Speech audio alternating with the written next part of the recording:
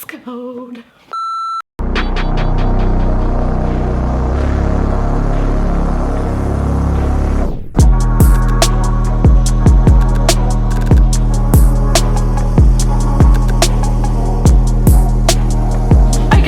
So this is what I am currently working with. I do have still bits that are quite red, and then I have bits that have really faded. So I'm going to start off by doing a bleach bath on my hair.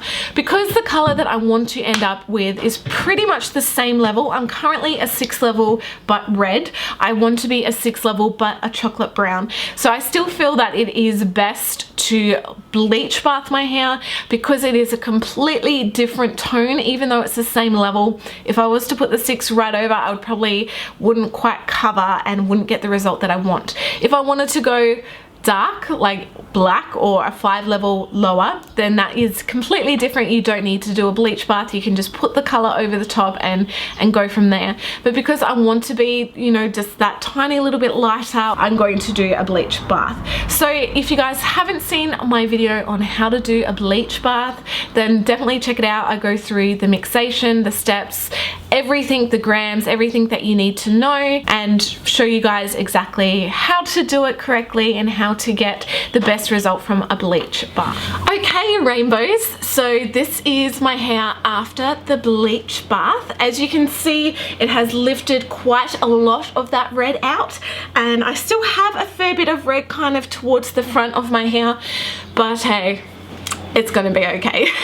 So the colors that I am using are the Solifine colors, which you can get at Priceline, and I have mixed this with 1.5% developer, which is a semi-permanent developer. The colors I've used and the mixation is half 7C, which is a shade lighter, but it is a cool toned color. Usually cool toned colors actually appear a shade darker anyway, and that was the darkest cool shade color that they actually had available. Other half of the mixture is a 6N, which is just a very nice neutral shade. I didn't want to go anything too super cool, too warm, because that's when you can start getting into the weird khaki kind of colors. And because we have a lot of orange and red, I wanted to go with a cool toned color to try and counteract the orangey red shade. So hopefully I'll end up with a nice milk chocolate color. Make sure you wear gloves, have your color ready, and I'm basically gonna go ahead and apply this all over my head. Oh, so exciting! Okay, so nothing really that fancy here. I'm just going in and doing a cobweb section, just making sure that I get every little bit covered. I usually go through and do all of the roots first, and then I do all the ends after all the roots are done. That way you definitely know you haven't missed any spots at all. So I'm going to leave the formulas in the description box below, and just bear in mind that mixation and everything is going to vary depending on what brand and what end result you're after.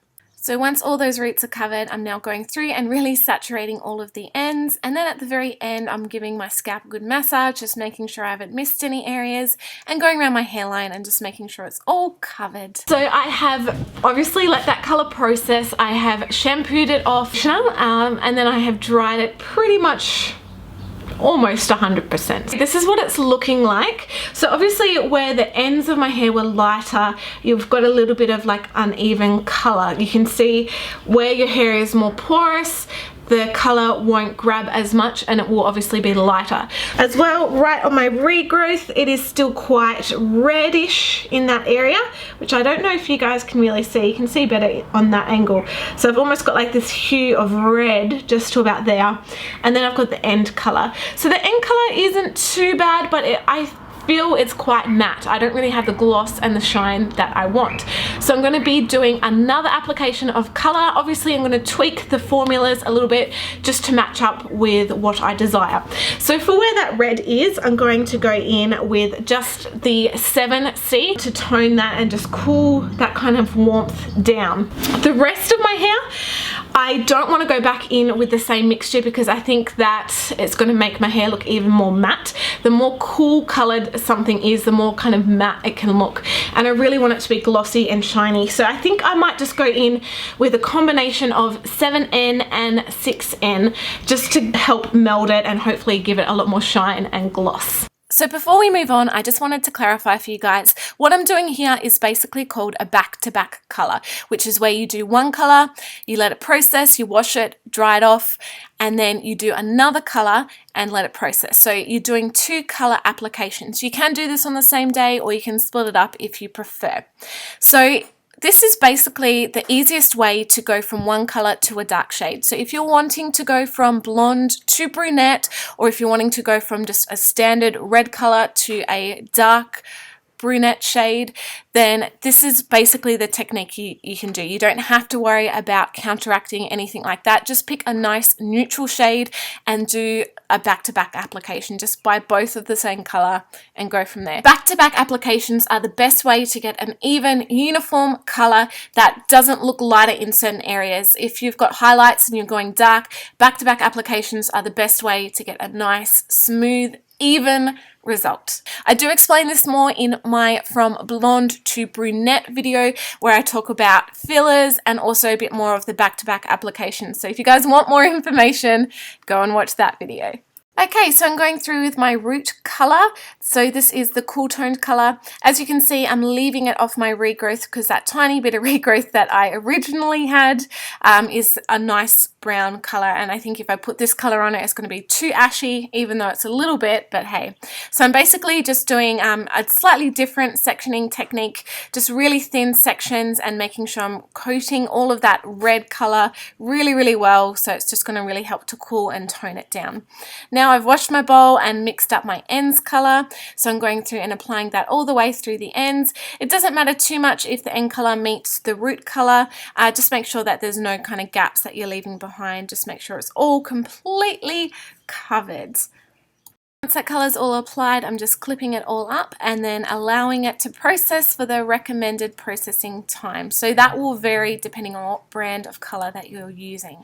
Okay, rainbows. So here you have the finished look. It actually did come out quite a bit darker than I expected, because even considering I was using half a 7 level and half a 6 level, but hey, I reckon it's going to fade extremely quickly. If your hair is quite a natural color and you go ahead and use the same colors that I used, you are not going to get the same result. If you did have the similar kind of reddy orange fade random hair colors that I had prior to doing the brown, then yes, you will probably get a similar result. But if you wanted something similar to this exact color, I would say look for a 6th level that was a rich chocolate brown toffee, even like a tobacco mocha kind of color. So yeah, look for those kind of names.